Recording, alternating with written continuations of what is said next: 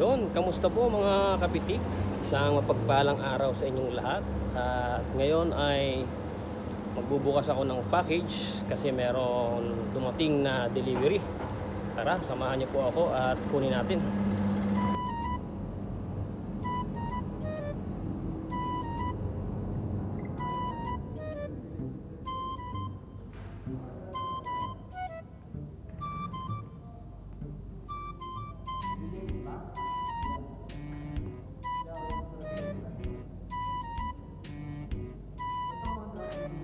What package?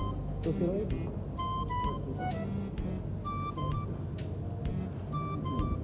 Yep, this one. Thank you. A few moments later. So, ayun nga mga kapitik, kagaya ng napanood nyo kanina ay nakuha na natin yung package at ito na siya.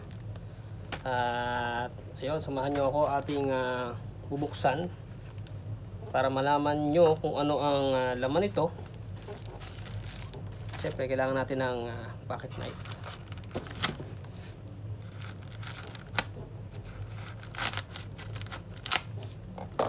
Bali, ang package na to ay galing sa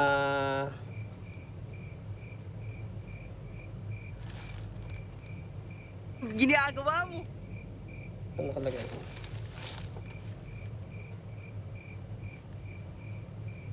DHL. Baliw ka yata eh.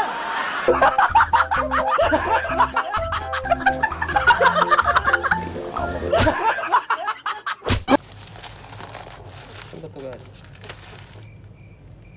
Ayun. Galing to sa company namin.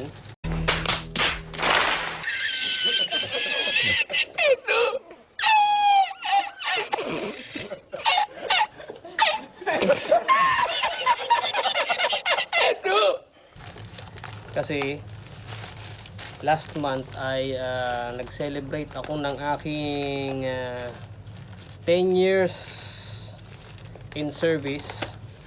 Kaya nakatanggap ako ng certificate. Oh my God! Wow! At meron din siyang token of appreciation. So, meron namang choices, pero ito yung pinili ko. Hopefully ay naayon doon sa nasa website. Ayan. So, kung naman ito. Meron siyang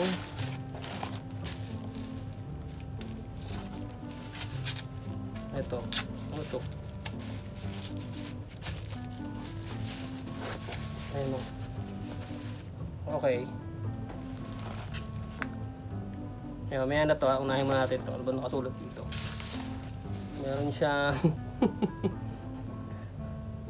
certificate frame.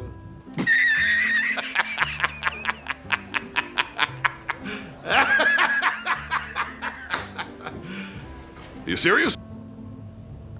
So, yung certificate frame na to, dito ko ilalagay siyempre yung certificate na natanggap ko. Ayan o. Hindi na dito yan. Dito siya. Yung certificate. Ayan, nandiyan yan sa loob. Ayan, yan dyan. Hulog. Ayan, galing sa company ko. Ito. Yan din siya. At yung importante sa akin, ito kasing pinili ko. Tingnan natin kung ano itsura niya. Tingnan natin na sa may bukasan niya. 3, 2, 1. Ah, ito pala. Yun. So ano to? Silver necklace. Wow naman! Wow! Wow!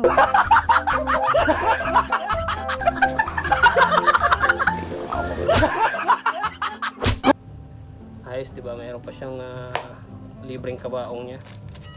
Nagbibiro lang ako.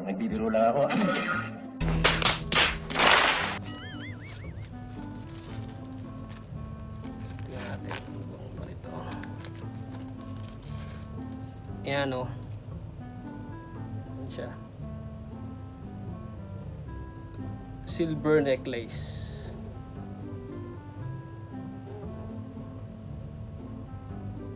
to? 925 silver. Yan. Siyempre, tetestingin natin yan. Ayun, oh. Di ba? Although hindi naman ako mahilig sa jewelries o sa mga ganitong klaseng accessories. Kaya ito yung napili ko among doon sa mga options na meron doon sa website. Kasi silver kasi is one of the precious metals.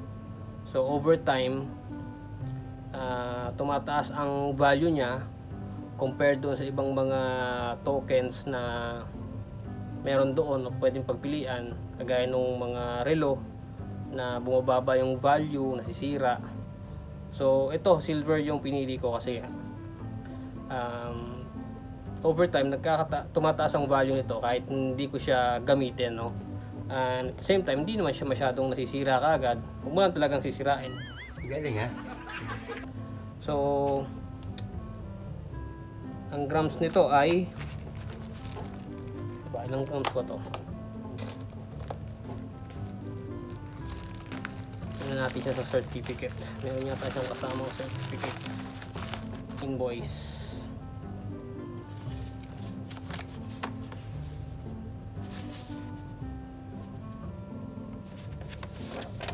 Wala siyang saan nakalagay.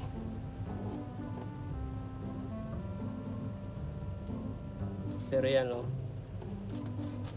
At least meron akong remembrance galing doon sa aking company. At yan, dyan muna siya. Nice. Meron akong may tatago para sa aking sarili. At yun, no, maraming salamat sa inyo dahil sinamahan nyo ako hanggang sa part na ito ng aking video. Hopefully ay nagustuhan nyo at ma-inspire din kayo na ipagpatuloy kung ano man ang ginagawa nyo. May nakakakita man o wala, continue lang.